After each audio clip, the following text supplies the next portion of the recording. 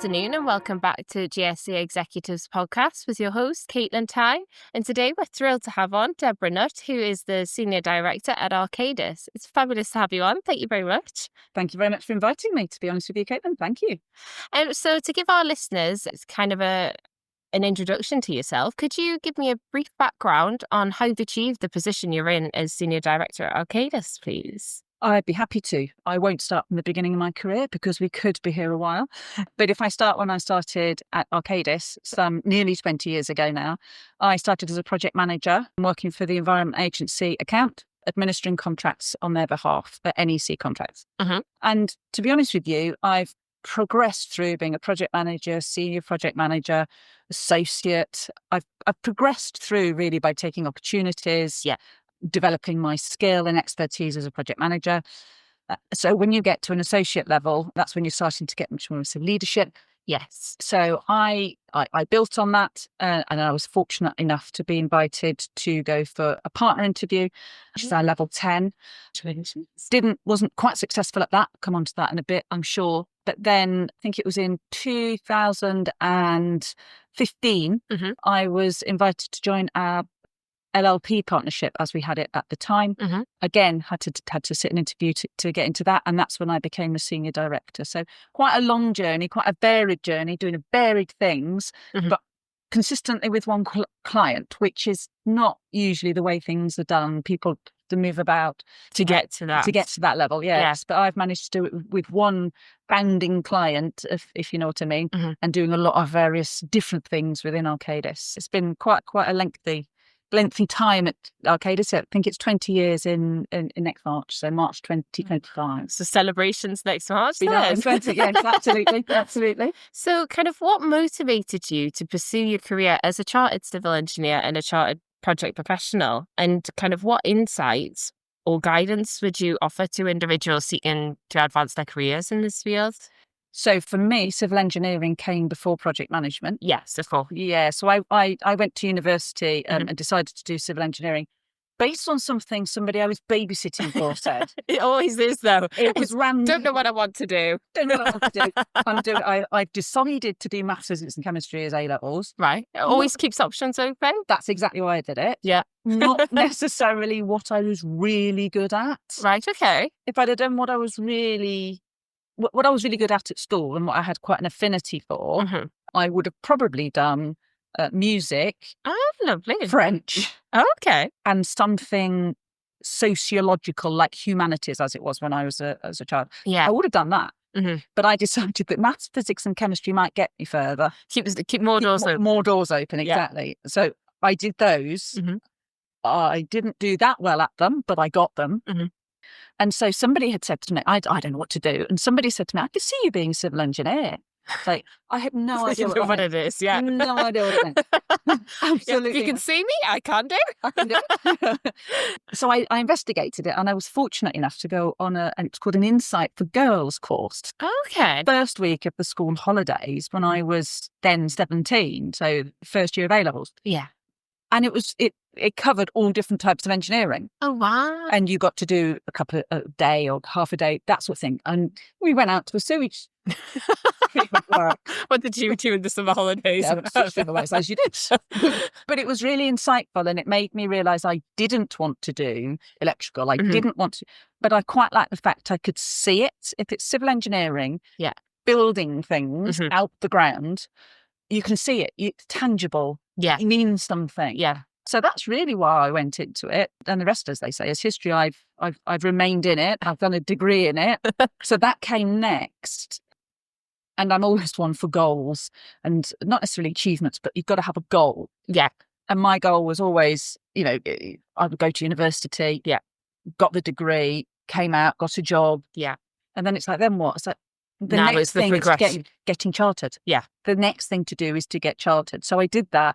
And shortly after getting chartered as a civil engineer, I moved into project management. Right. Yeah. Because I wanted a holistic approach. I wanted it to be more about people, collaboration rather than technical.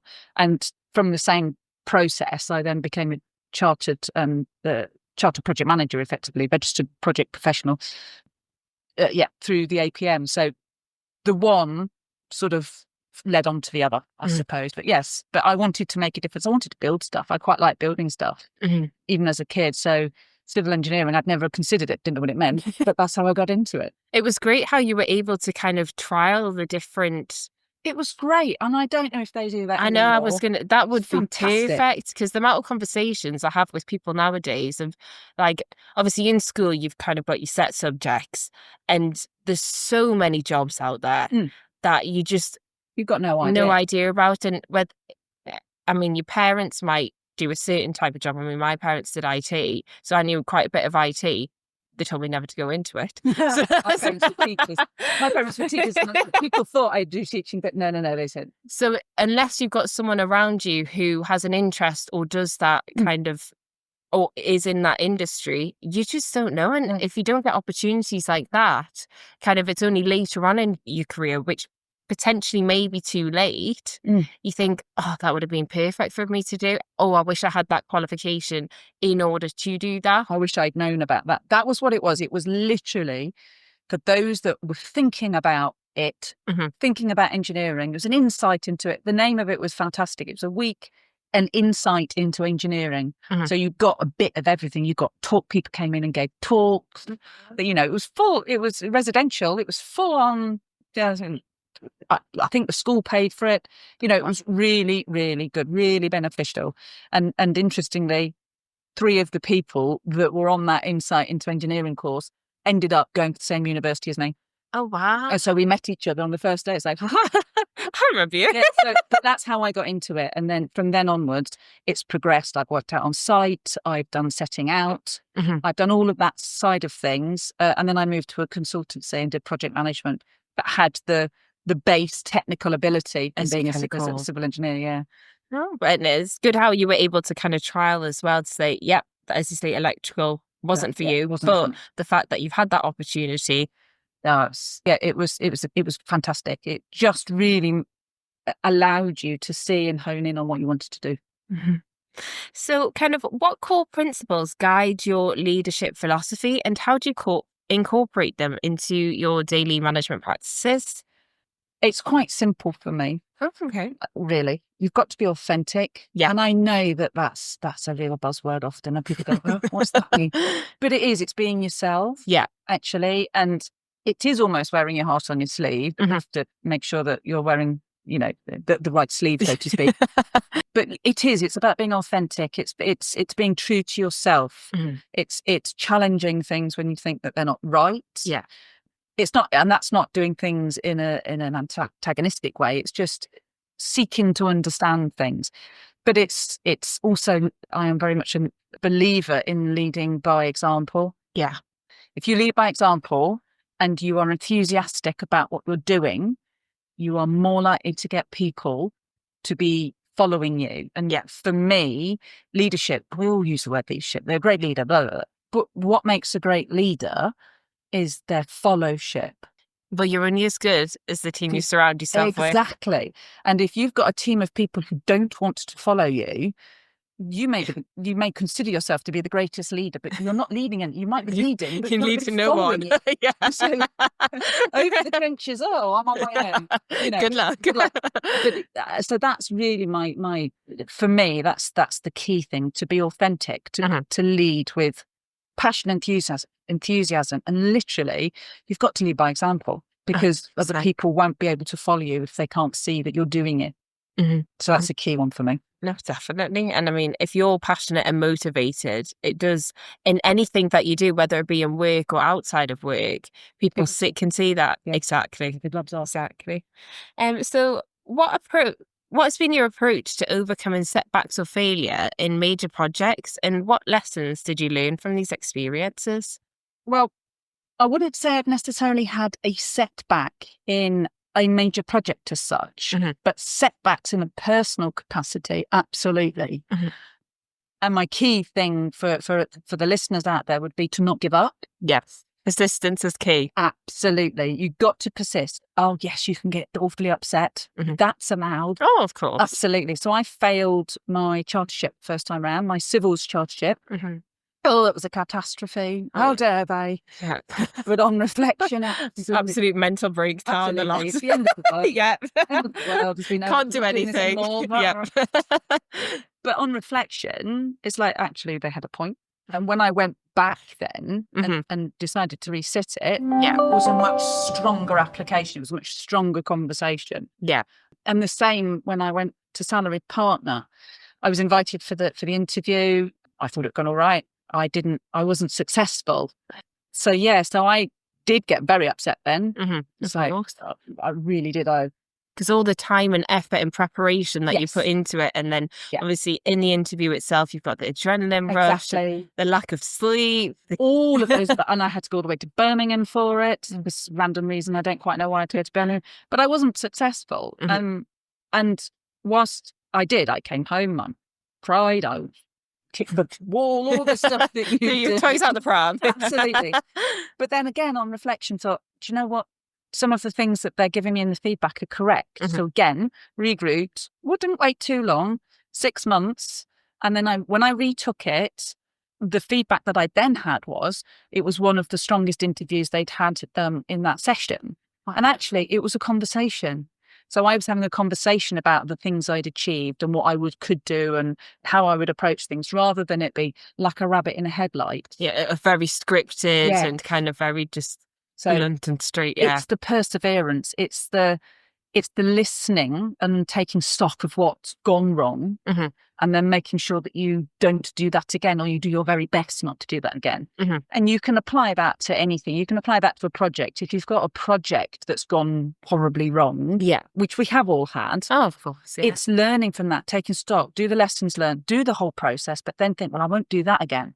Yeah. And if you're doing that, you're continuously improving. But yes, that's how I approach the setbacks. I think you can never progress if you don't kind of have setbacks, because you'll never learn if you don't have mistakes. That's absolutely true. And I'm trying to teach my now nearly 6-year-old son that. He wants to win everything. He wants to be able to do everything first time. It's like, but the only way that you can't do everything straight away, you aren't going to be, you can't play the piano straight away.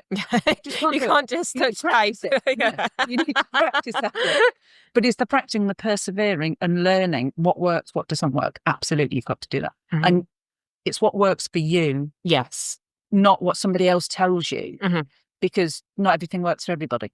Yeah, everyone's wired differently. Yeah. So it's just, and as you say, it's okay to get upset if it doesn't work out first time. But take stock. Take stock. Listen to the feedback, and when you're ready, then redo it, or retry, or reprogram your project, or whatever it is you've got to do.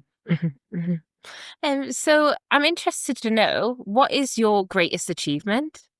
I was thinking about that, and previously I would have said getting chartered, but I'm afraid to say I'm going to do the age-old corny thing, because it's my son. My son's nearly 6 now, and he is my greatest achievement. That's not just me, really. There are other people involved. But I have a kind, healthy young man that is a joy to be with. 99%. I was going to say, it's like 400%. There is this little bit. But somebody that's kind, compassionate and caring, that's my greatest achievement. And if he can go on in life like that, great. And soon to be a pianist as well. Well, you never know. Could be a pianist, could be a runner, could be a football player, could be anything, because he's into all those things. Could be a car drive. He could.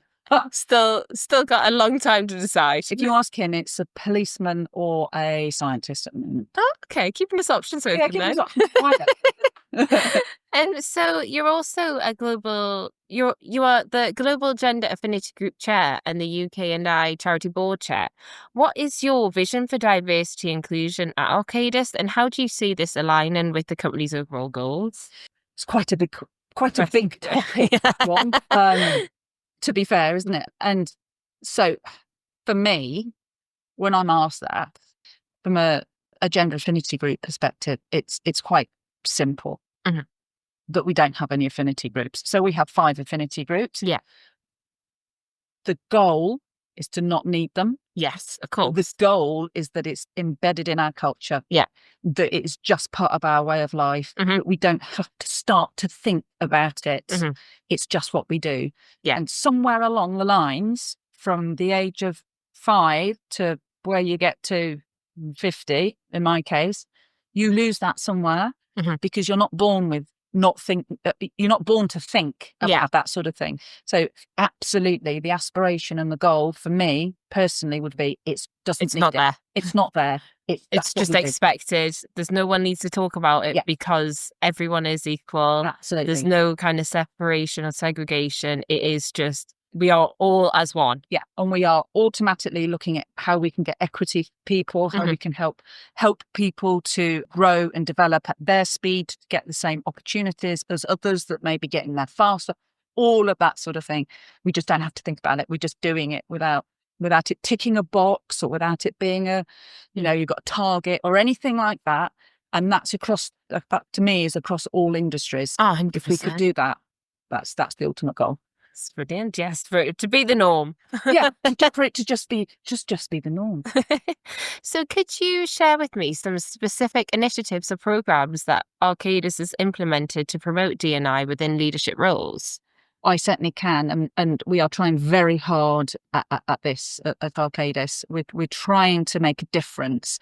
But what we have got is we've got 40% women in the workforce. That's our global and public commitment. Oh, wow. And a real demonstration of the Arcadis drive to increase representation. It's really what we want to do. And we're starting with women. Oh, yeah. So it's an all Arcadis target. So it's not just UK. And it includes initiative to drive us into a rectangular organisation, which means building representation at all levels, especially leadership. So it's not just the top tier. Yeah, it's not kind of top tier. Getting people in from the bottom either. It's everywhere. So we've done that. And then we've got a global sponsorship program, which really focuses on our pipeline and introducing relationships across our diverse communities in areas really where organic sponsorship relationships don't always happen. And we're finding that is specifically with women and people from ethnic minorities, as well as other sort of diversity characteristics. Yeah. So we're really trying to focus on that and encouraging people to apply for those programs. We've actually got a Woman of Colour program, which focuses specifically on developing community and opportunities for our women of colour. Yeah. Because we identified that was a real area of need. It really recognises the impact of intersectionality on the community as well, because that's not only gender, it could be age, it can be the woman of colour, so a real cross. We've got the affinity groups themselves, which is really about driving community, building awareness. That's the key drivers for those 5 groups. And we introduced this year, actually, for the first time, mandatory bystander training. So we all have health and safety training, don't we? And we might have had it on the way in. Exactly, we've had it on the way in. We might have, data protection that we all have to do, that sort of thing. Yeah. Yes, we introduced mandatory bystander training, drawing a clear line in the sand around expectations in relation to inappropriate behaviour. And so all Arcadians have had to undertake that, have done that as part of their mandatory training this year. That's brilliant. Because for me, it's constantly changing. Even the terminology, it changes all the time. So it's hard to, in a way, if you're not constantly kind of plugging yourself with information, you do get left behind. You do. Intersectionality is it's not a new thing, but it's a newer word to the vocabulary because we've not used it before. Yeah. And so if you don't, it's not necessarily people being ignorant. It's just everything changes so quickly. So rapidly. Absolutely. And then people kind of get nervous about, can I say this? Can I say that? So the fact that you're able to educate people in what terms can be used or how they need to hold themselves within the workplace. Obviously, they'll know the kind of morally what's the basics exactly. But to get that further bit of information, which is what everyone needs, and to help promote D&I, that's brilliant. And yes, absolutely. And it was a real success and win for the affinity groups, really, in championing for that sort of thing, and our diversity, equity, and inclusion and belonging teams to really drive that. And they've done a fantastic job in getting that. But the other thing to add to that is that training sort of shows that it's okay to get it wrong. Of course. It's all right to get things wrong. We can't all be right all the time. Yeah. It's what you do with it. If somebody says to you, you make me feel uncomfortable by doing that, Well, there's two things. You either apologise because you didn't mean to do it in the first place and you never do it again, or you're the type of person that goes, well, I don't care. It's not my problem. It's your problem. At least you know where you are. Yeah, exactly. But absolutely, I am a firm believer that people generally do not get out of bed in the morning to upset somebody. Yeah. That's not what they want to do. And the majority of the time, they don't realise that they're incorrect and it's the other person. I mean, if I was ever wrong, I would much rather someone correct me because I don't want to be going around saying the incorrect thing. You don't want to be upsetting somebody else, absolutely. You want to be told, no, did you realise you said that? Exactly. You are quite right, Caitlin. 100% of the time, people don't know they've done it. Didn't mean it like that. So it's just a comment, you wouldn't think. Or it's a silly emoji. Yeah. And they've sent the wrong emoji on something, and then somebody's taken offence by the fact that you sent a smiley emoji to something that wasn't smiley. Texting's just the interpretation's too much of that. Exactly. So why do you think D&I is such an important topic of discussion? I mean, it's quite a big question. That is quite a big question. I think really it's because we're recognising that we've got to create equity for everybody. And in doing that, we've got to understand everybody's differences and embrace them. And if you don't talk about them and talk about diversity inclusion as a thing, then you're not bringing that out into the open. Yeah. And I think it's probably fair to say that as organisations and industry, and probably as the country, we're probably quite good at the diversity. You know, you've travelled across London today. You're living in London. We're diverse. 100%. Yeah. But are we inclusive? There's a difference, and it's the inclusive bit for me that's what prompts the conversation. I think the trying to be as inclusive as possible with a diverse group of people. Yeah. So that's why, and inclusion means different things to different people. So I think that's again why it's such a topic to talk about. Yeah. So that people have more understanding of what things mean to different people at different stages of life, at different stages of their career, different everything. Yeah. From whatever their backgrounds are. In talking about that, you can then learn to be more inclusive. So that's why I think it becomes such a big topic to talk about, to raise awareness, really. And really more than anything. And not, as you say, not just within business, but as the world as a whole. It absolutely is. Because if you just did it in business, then what are you going to do? Close the door when you go home? And be like, right, that's it. I don't have to do that anymore. It's like, we're still a diverse country, but inclusion, that's still the window. So it's got to be across the board. So what are some common barriers, would you say, D&I in leadership? What are some common barriers to D&I in leadership that you've encountered, and how have you worked to overcome them? I think some of the biggest barriers really is lack of understanding. Yeah. So if I come at that if I look at it through the gender affinity group lens, because that's where I've got most experience, because I'm not a woman of colour, I'm a woman of a certain age, so I can understand that. But from a gender perspective, you tend to find that some of our male colleagues, which are probably the majority in a lot of the construction industry, they don't necessarily appreciate some of the things that perhaps women have had to go through or endure or experience in order to get to where they are. Yeah. So that's where allyship comes in, because I've done a lot of work around that with the community.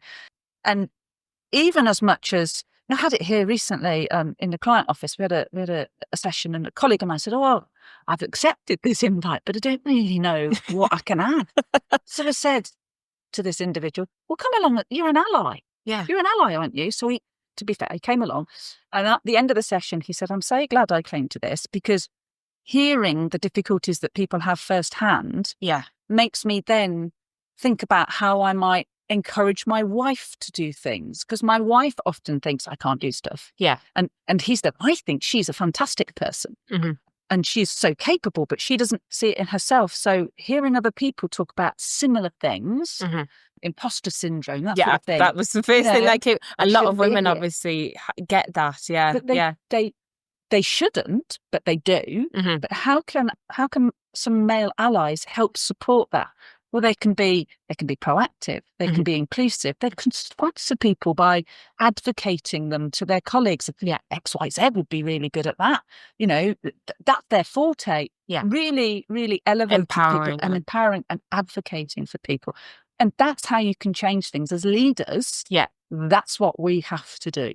We should not be expecting somebody that is new in their career, new to a working life, because that's new in itself, isn't it? Gosh, to be championing at that and campaigning for that and campaigning for themselves. Their biggest thing is to build their confidence in going to work for a start. Exactly. Realising what it's like to actually have to get up and go to work with a hangover. Oh, yes. All of those sorts of things. I mean, you shouldn't be advocating that. I'm not advocating that. But it's a life lesson. Yeah, of course. It's a life lesson that you have to go through. So actually, as leaders, we should be advocating for people and trying to build their confidence and help them to thrive. Because if they can do that, then they're going to thrive in their career, and then we can stop having some of these conversations, perhaps. But the key thing is around the leadership element, and you've got to have people walking the walk, talking the talk. They've got to be leading by example. Which, going back to one of your previous questions about the 40% women representation, that's come from our global leadership. That is what we could actually market. Yeah. That is something that we have committed to doing in the next 3-year strategy. So it's out there. Yeah. It's happening. It's out there and it's happening. And now, you know, we're having to come up with strategies on how we're going to deliver that in a fair and equitable way. Because it's not just about hitting the target. Because you can do that, but it's not about that.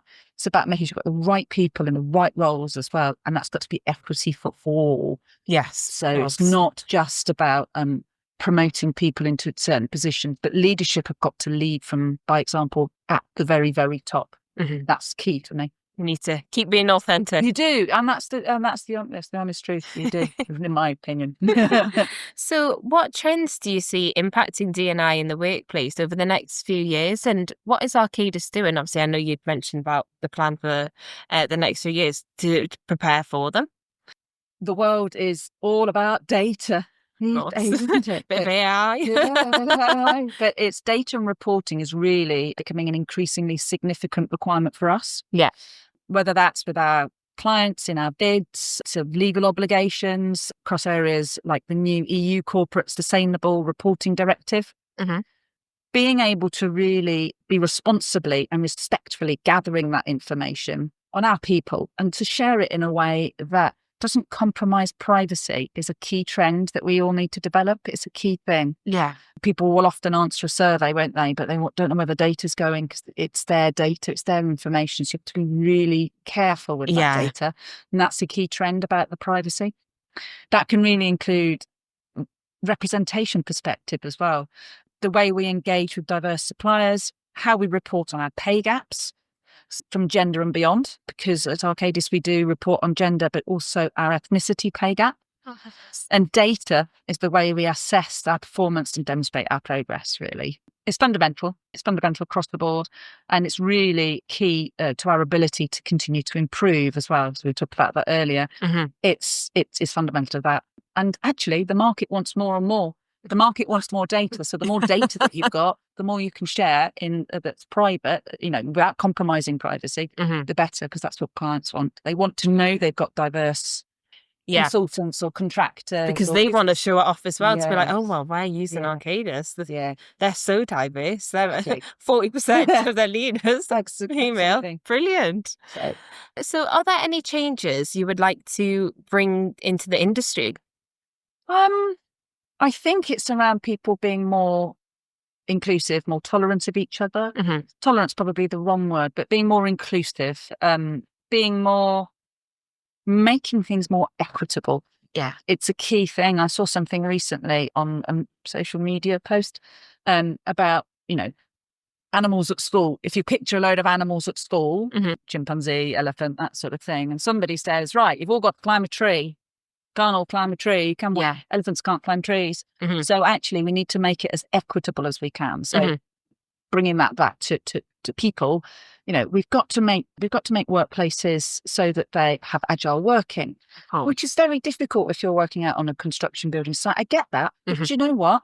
To attract the diversity, make it so that people don't have to work 7 a.m. till 6 p.m. because they might have childcare. Yes. So actually, you need to make it flexible. You need to have that key side of it. You've got to be agile. You've got to be flexible. You've got to be equitable. Yeah. So all of those things, I think, if we can start to get that more across the industry, and it's starting.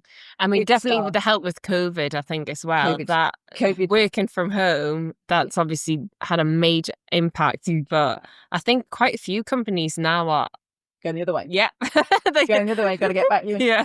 Yes. I think which I do understand in a sense. I do. Because I do think kind of being in the office a few days a week at least, because it is better to see people face to face. It's a different vibe as well. Yeah. The key thing is that I don't think you can be make people go to the office. Do 9 till 5, because as you say, people have childcare. People have got dogs now. Like there's so many other things. It's also there's a variety of different caring responsibilities that people have, from children, pets, parents, friends, whatever it may be. You need to have that flexibility. Yeah. And do you know what? That flexibility needs to be there, not just women, but for men. For everyone. It's across the board. Yeah. Because that's how you're getting the equity, is you're giving men and women the opportunity to do both. Everyone gets the same opportunity. Yes. Whereas historically, it might be women had more of the family career. Maternity, yes. And they get more maternity. And their male partners had the career at the workplace. I use that very carefully, because being a parent at home is a career as far as I'm concerned. It's not easy. It's not easy. So to make it equitable for everybody, I think is key. Yeah, absolutely key. 100%. And so, kind of looking back at your career, is there anything that you would change? It doesn't need to be yes. Not specifically change. I mean, that's good. No, yeah. I have done a role in the past where I managed to do it for 6 months because I felt I had to, because it would look awful on my CV if I'd just gone. Jump from, yeah. But I stuck it out. But no, I don't think there's anything I would change. I would want myself to be more confident earlier in my career. Of course, yeah. That would be a key thing. But I don't think I would change anything. I thoroughly enjoyed working probably 90% of the time, apart from that 6 month stint. We can't be 100% happy all the time. But genuinely, I don't think I could probably count on one hand the days that I've thought I don't want to go to work today. That's brilliant. So, and we all get those down days, don't we? Let's face it. But, not jumping out of bed every morning, sadly.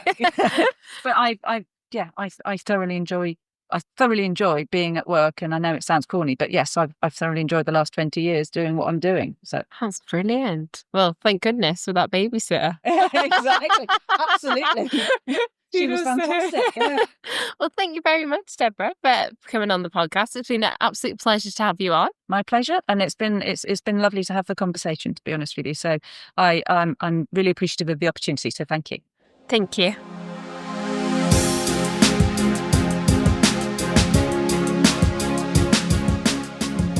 Thank you for joining us on this episode of the GSC Executives Podcast. Today's conversation was hosted and recorded by Caitlin Ty, with editing and production managed by Stephen Smith. The podcast is produced by GSC Executives in conjunction with Daniel Owen Limited. For more details about our executive search solutions, as well as upcoming episodes, please visit our website, gscexecutives.co.uk. If you're keen to hear more industry insights, please consider subscribing on your preferred podcast platform. Until next time, continue to lead with excellence.